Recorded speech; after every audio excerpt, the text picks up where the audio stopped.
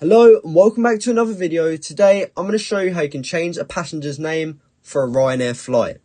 Now this is a very simple and quick thing to do, so make sure you watch this video all the way to the end so that you don't miss any steps. So the first thing you actually want to do is head over to the Ryanair website, or you can also visit their app. From there you just want to click on the My Bookings tab on the Ryanair website or My Trips on the mobile app. From there you just want to make sure you are logged into your Ryanair account. And then after you've done this, you can select Manage this booking on the booking that you need to change. From there, you can select the Change a Name option and choose a name or names that you want to change.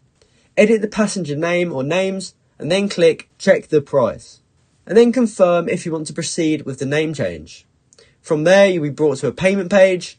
You'll want to enter in your payment details and then click Pay Now.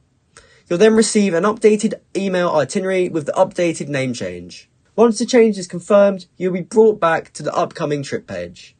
So that's how you can change a passenger's name for a Ryanair flight. I hope you found this video helpful, and if you did, please comment down below to say this video helped you out, and like and subscribe for more content like this. Thanks for watching.